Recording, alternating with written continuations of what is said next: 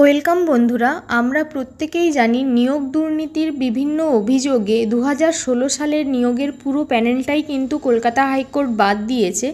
প্রায় 26,000 জনের কিন্তু চাকরি বাতিল হয়েছে। যদিও কলকাতা ডিভিশনের নির্দেশে এই চাকরি বাতিল হয়েছে, তাই সেই প্যানেলের একাংশ সুপ্রিম কোর্টে যাওয়ার কিন্তু সিদ্ধান্ত ইতিমধ্যে নিয়েছে এবং ইতিমধ্যে কিন্তু সুপ্রিম কোর্টে এসএসসি এসএলপি কিন্তু করেছে, এমনটাই খবর পাওয়া গেছে। এবার কি রয়েছে আপডেট জানতে অবশ্যই ভিডিও স্কিপ না করে প্রথম থেকে শেষ পর্যন্ত দেখুন, দিলে কিন্তু পুরো বিষয়টি আপনারা ভালোভাবে জানতে পারবেন। 2016 সালের নিয়োগ প্রক্রিয়ায় অষ্টম পর্যায়ে যে কাউন্সেলিং হয় তাতে চাকরি হারানোর মোট সংখ্যা কিন্তু 184 জন। এবার তাদের কিছু অভিযোগ রয়েছে যে আদালত তাদের চাকরি বাতিল করেছে মেয়াদ উত্তীর্ণ প্যানেলে নাম থাকার জন্য বা নাম থাকার অভিযোগে। যদিও এই চাকরিহারাদের তাদের দাবি যেটা যে তাদের প্যানেলে মেয়াদ উত্তীর্ণ নয়, এই কারণটা নিয়েই কিন্তু তারা সুপ্রিম কোর্টের কাছে যেতে চলেছে বা দ্বারস্থ হতে চলেছে। এই চাকরিহারাদের বক্তব্য যে প্যানেলের মেয়াদ উত্তীর্ণ হতে গেলে এসএসসির পক্ষ থেকে নোটিশ অথবা বিজ্ঞাপন দিয়ে কিন্তু জানাতে হবে যে সেই মেয়াদ কত দিনের।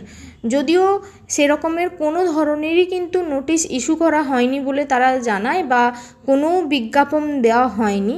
তো সেই হিসেবে ধরতে গেলে অষ্টম পর্যায়ের কাউন্সেলিংয়ের আগে যাদের কাউন্সেলিং হয়েছে কিংবা তাদের পরে যাদের কাউন্সেলিং হয়েছে তারাও তাহলে মেয়াদ উত্তীর্ণ প্যানেল থেকেই চাকরি পেয়েছে বা মেয়াদ উত্তীর্ণ প্যানেলের হওয়া উচিত তাদের মতানুসারে। তো এই চাকরি হারা যারা, তাদের দাবি যে তাদের নিয়োগে কোনো দুর্নীতির অভিযোগ নেই।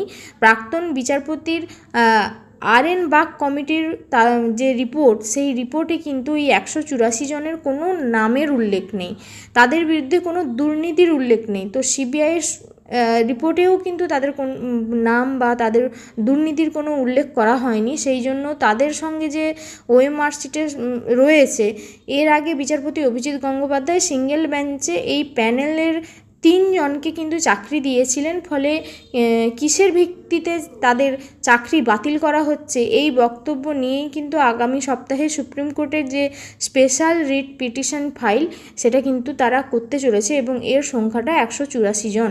তো এখন দেখার বিষয় যে এই রিট পিটিশন করলে আদৌ এদের চাকরি থাকে নাকি যায়, কেননা পুরো প্যানেলের যেহেতু বাদ গেছে তো এদেরও তো চাকরি থাকার কথা নয়, এটাই স্বাভাবিক। কিন্তু সুপ্রিম কোর্টের রায় তো শিরোধার্য, সুপ্রিম কোর্ট যে রায়টা নেবে সেটা বা দেবে, সেই রায়টাই কিন্তু সবাইকে মানতে হবে। এখন সবার একটাই ভরসা, সেটা হলো সুপ্রিম কোর্ট। দেখা যাক কি আপডেট উঠে আসে।